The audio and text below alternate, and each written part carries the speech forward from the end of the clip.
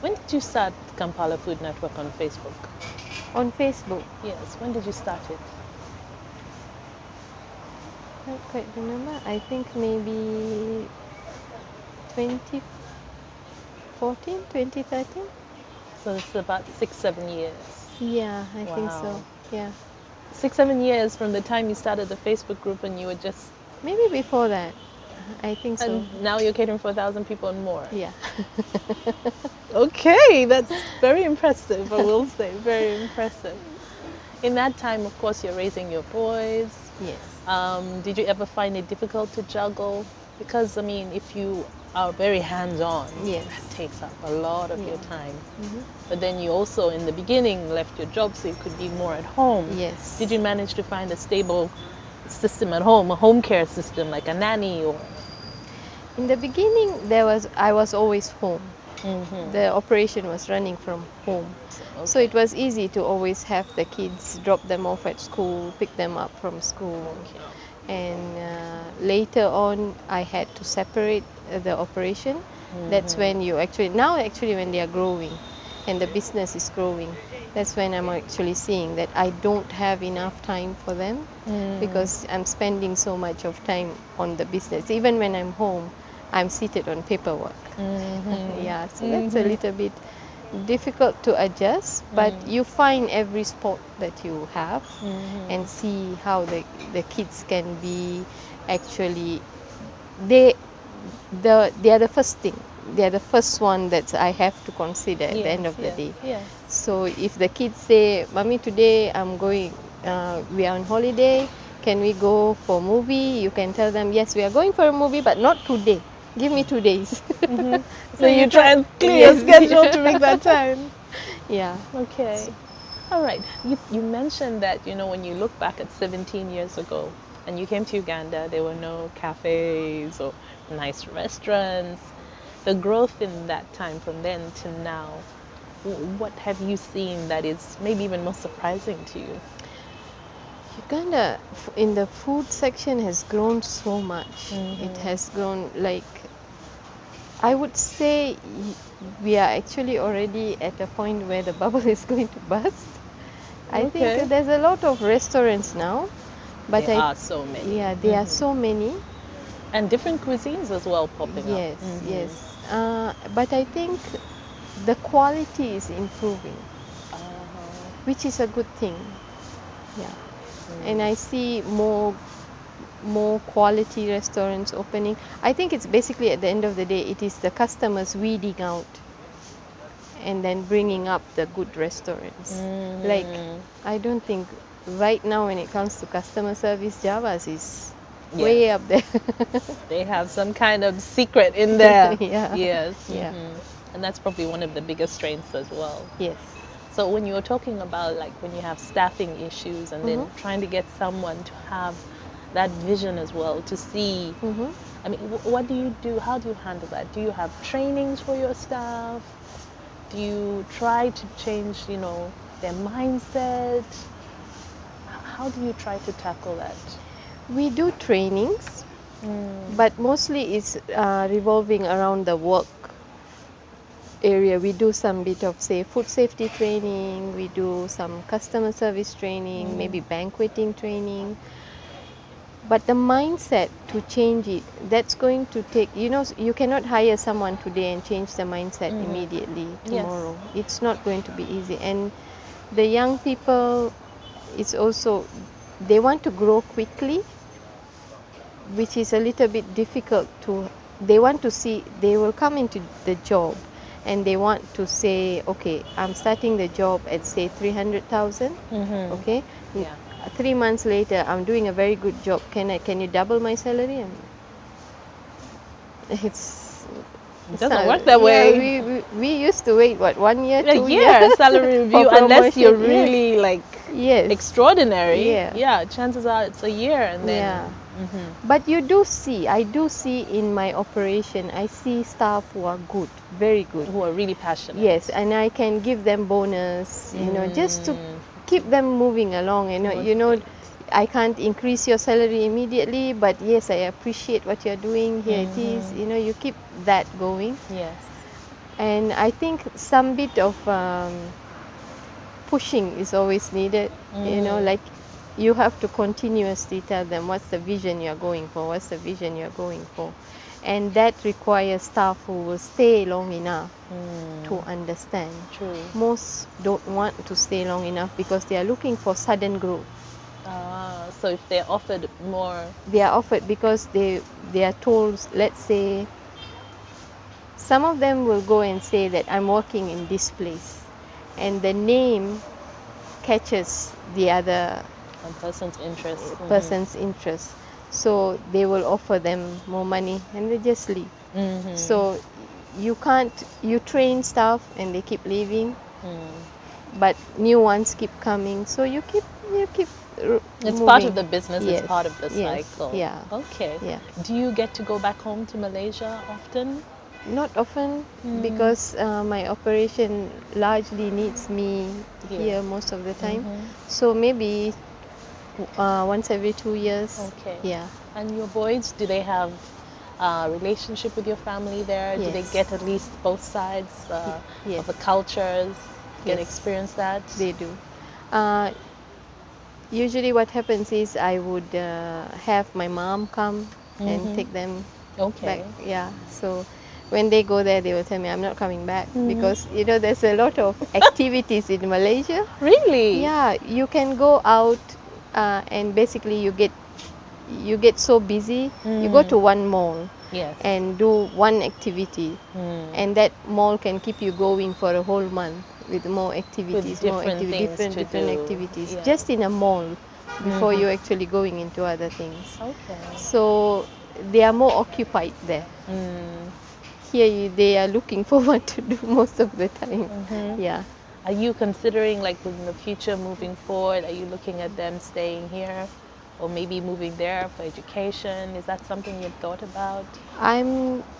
I think maybe I'll probably let them decide where they want to go. Currently, yeah, they want to go out. Kind of like what your parents did for Yes, you. yes. Okay. I don't want anybody coming back and telling me that you made me do it. Good point. Yes. Because I think a lot of parents have to deal with that in the future. Yes. Yeah. Yeah. Okay. Good point. So all this time being in Uganda, this is now 17 years. I'm pretty sure that now to you, Uganda is like home. Uganda is home. Completely. Yes. Okay. So what are the things about Uganda that you love the most? Weather. Weather is good. People are friendly. There's a very laid back kind of thing that keeps you maybe off pressure if you get out of the rat race for a while. Okay. Yeah, so that's also something that I like. And I think other than that, Uganda is very beautiful. It really It's is. really beautiful, and I wish I had more time to just travel and see more parts of Uganda. Yeah. Okay.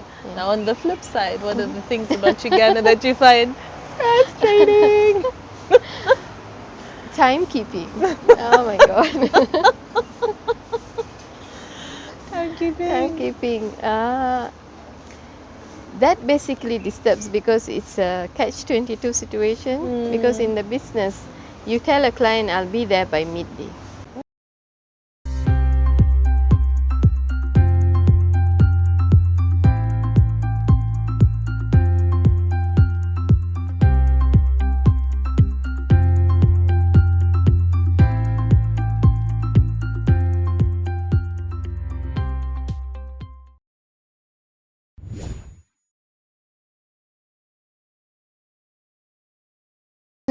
And you gave them 2 hours to try at least? Yes, timekeeping, and you know, even when at work, staff who, you know, you tell them you have to be at work by 6:30, they will come at 7:15. And that affects your operation at the end of the day. Yeah. Time, that's, I think my biggest issue is the timekeeping.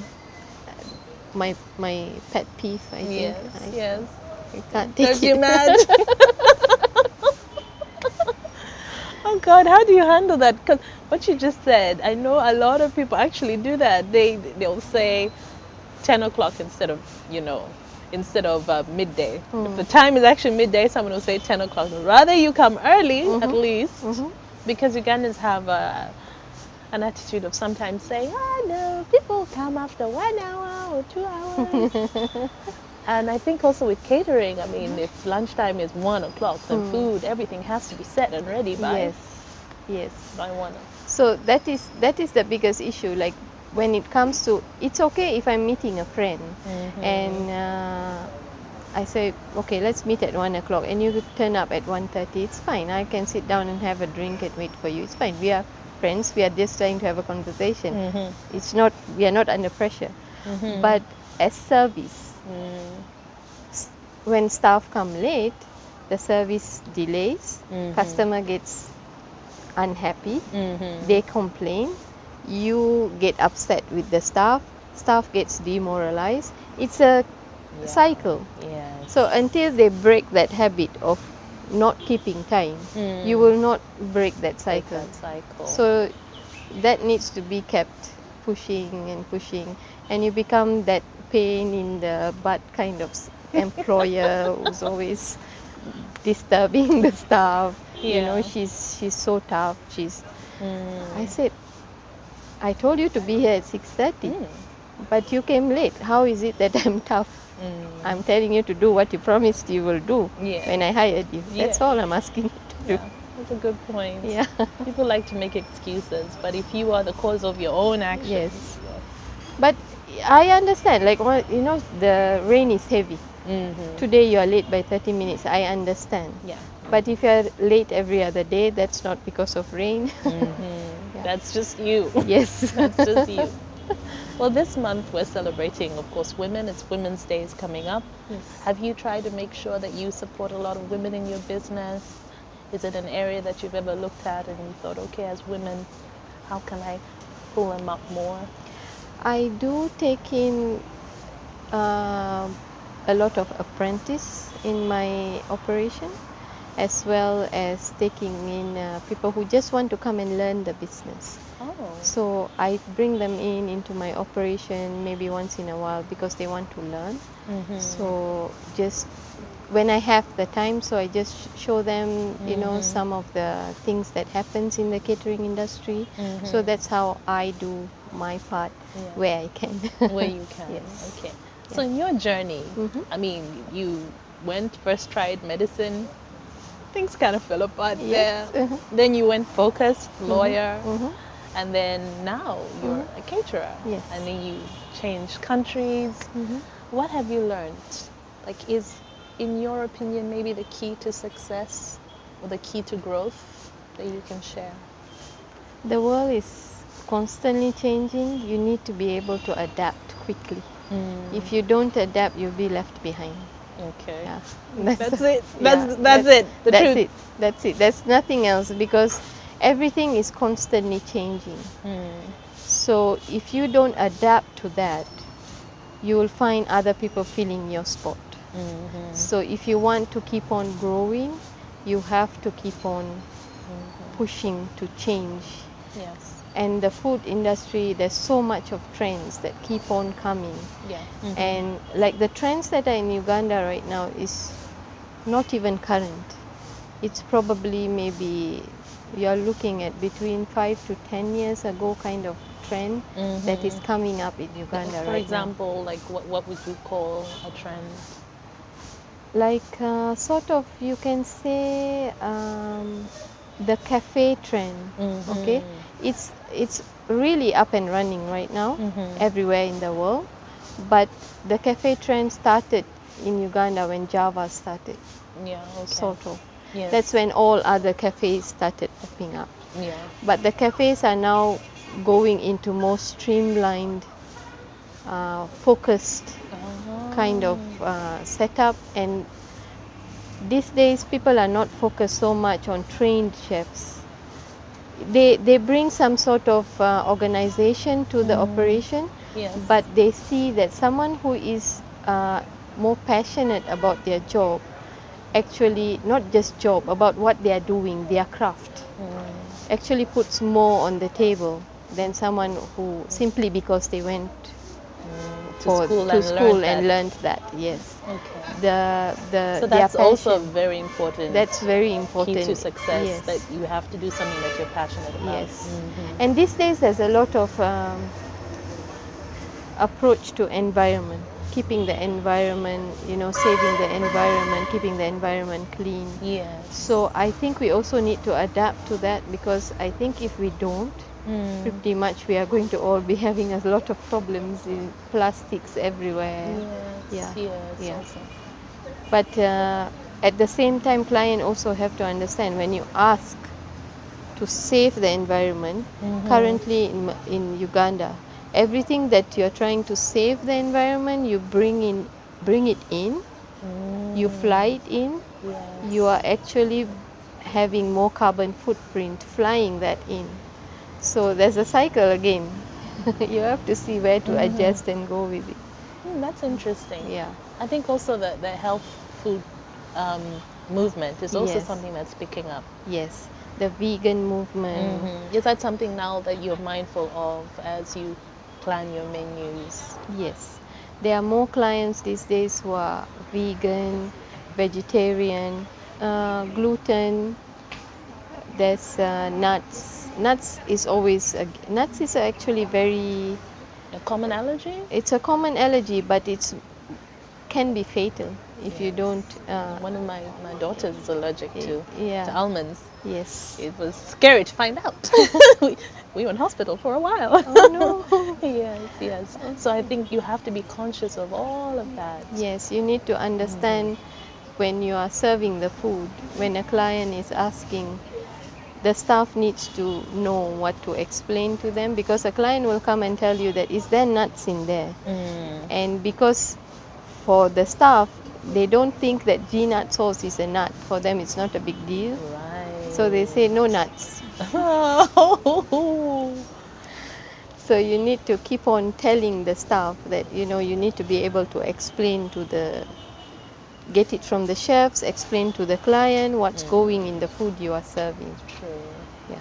True. I remember like one of the biggest challenges for a long time when you go out to eat in a restaurant, you'd ask the waiting staff what about a dish. You're like, okay, so what exactly is this? And they'll be like, let me go ask the chef. Yes. And they disappear and Yes. come back again. Yeah. And Yeah. that, I mean, I think it's good that they are actually not just guessing. They are going back to the chef and asking. But I think before the food actually comes out to service, they would probably should have found out what's on the dish that they are bringing out to the table. and also just have an idea of what it tastes like, what the Yes. process is about. Yes, which is why for me, I usually have my staff eat the same food that they give the clients. So you cannot tell me that the food was, I think it was good, because you are eating the same food. Yeah. So it also gives you the incentive of basically making sure the food is good. That's good. Yeah. That's good. Well, thank you so very much for coming on the show. Thank you for having me. And for sharing. Thank you. Just one last thing, as a mother of boys, the mother of boys. Yes. What is maybe the most rewarding thing for you, or the most challenging thing? Because I always say that being a mom, there's no manual for that. No. It's constant trial and error. So Yes. the more we can learn as parents, mothers and fathers. What do you think has helped you? Or you mentioned one thing that was very important, like you don't want to decide for them what they are going to do. So is that your attitude towards parenting? Yes, because you don't want the child at the end of the day to make a decision because you pushed them and then they find out that it's not what they want to do. You don't want that disappointment to happen later in their life, and then they think you become the problem that they are facing. So everything I think they should follow their heart at the end of the day. Yeah. When they were young, they wanted to be a truck, so okay, go be a truck. A truck? They're like 2 years old. What do you want to be when you grow up? Truck. Okay. Okay, you be a truck. Yeah. He wants to change like Bumblebee. I said, okay. So you kind of let them just figure out their way? Yeah. Okay. Yeah.